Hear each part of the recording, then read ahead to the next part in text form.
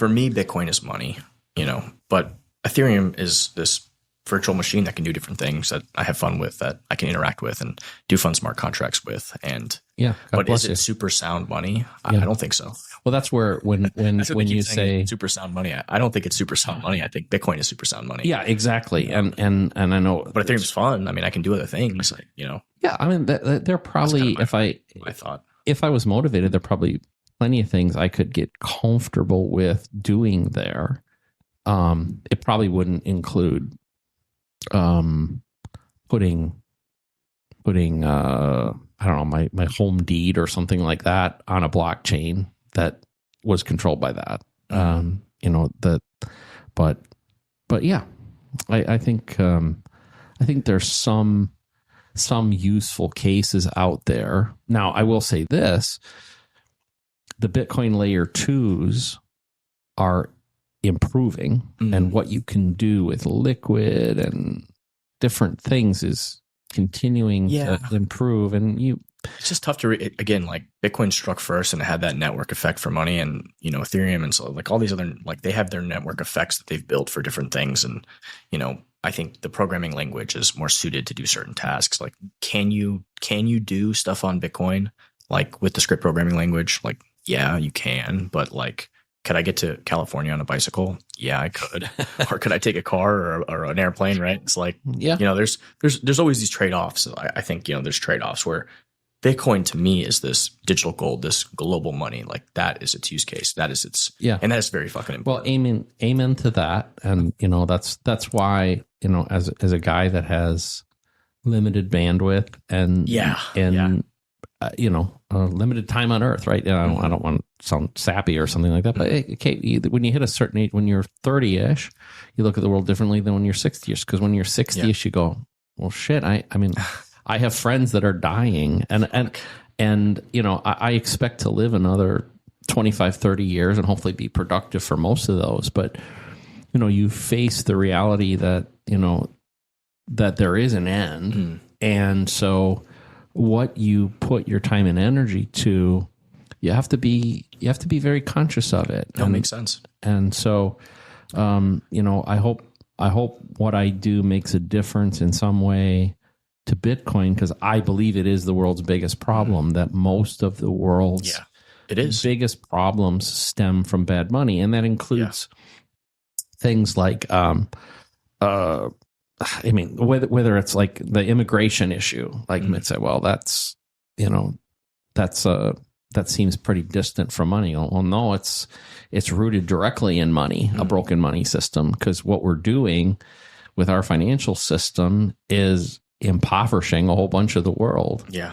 But when you can counterfeit money, I mean, yeah, poorest people suffer, whether they're locally at home or other countries, and we're seeing a lot of that. But in the U.S., they're not helping themselves either with the hyperinflation and all the stuff they're doing there, the money printing at Zimbabwe and Argentina and Venezuela and all these other places. Yeah, historically. So I think that we can trace it back to there. So if we can fix money, there will still be other problems, but then we can attack the problem for what it is. Yeah, because like I have a difficult time watching TV and these political speeches, because when they say like, we're going to bring American jobs back, as an example.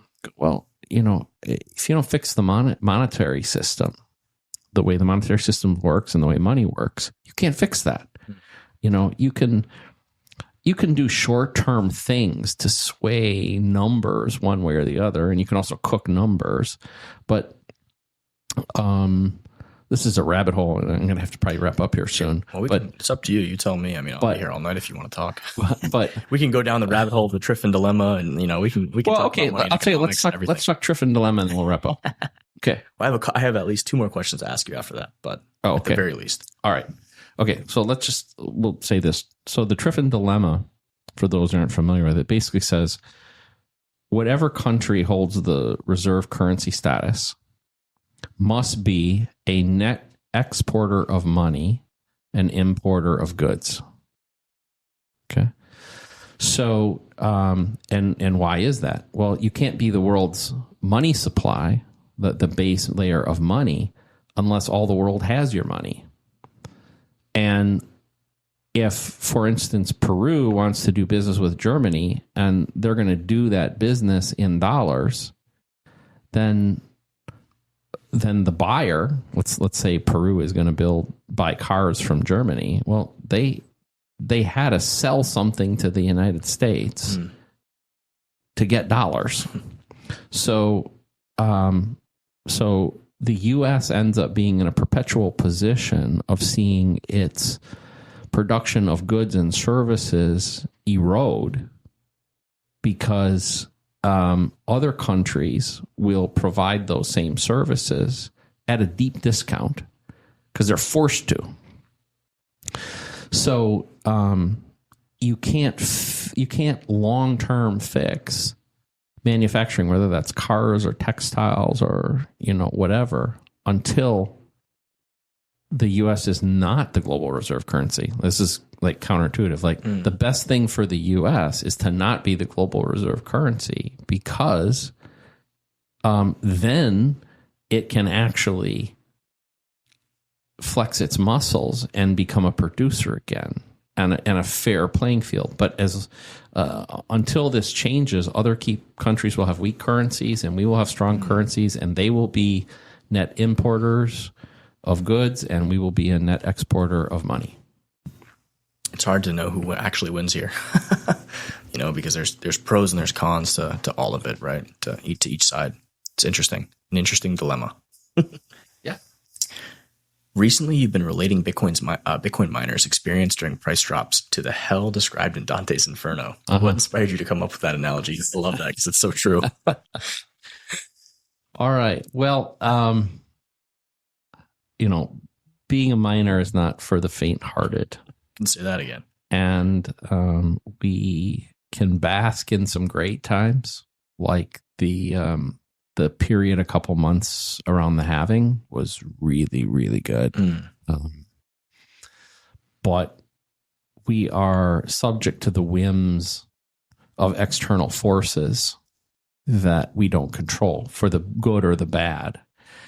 And essentially, you can decide what determines whether or not a miner is successful or not is largely dependent on three things that we don't control: the price of Bitcoin, the global hash rate, and the fee market.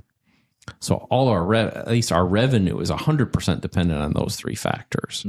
We can do certain things to control our cost structure, but what happens on the top line, it's not like we were talking about different products. When I was at Gateway, if I designed better laptops, I could steal market share from Dell. I could potentially even grow the market for laptops by taking people who weren't otherwise going to buy a laptop and say, that one's so freaking cool, I'm going to buy one, right? Can't do that in our world. So I was watching this price start drifting down in parallel to global hash rate continuing to rip and the fee market start to lose its oomph.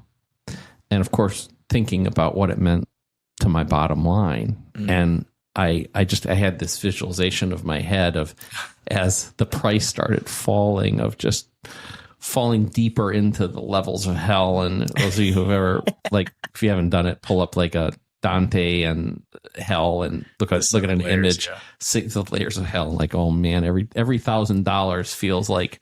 I hope we're close to the seventh layer right now because, it's rough out there.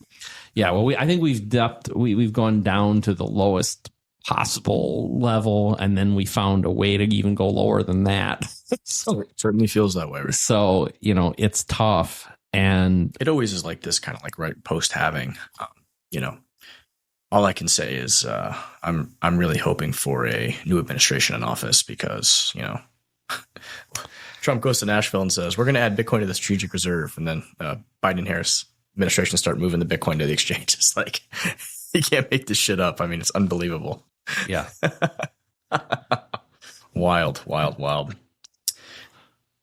We were with Luda Kozlovska last week from the Open Dialogue Foundation, and I know we talked about this a little bit in part one.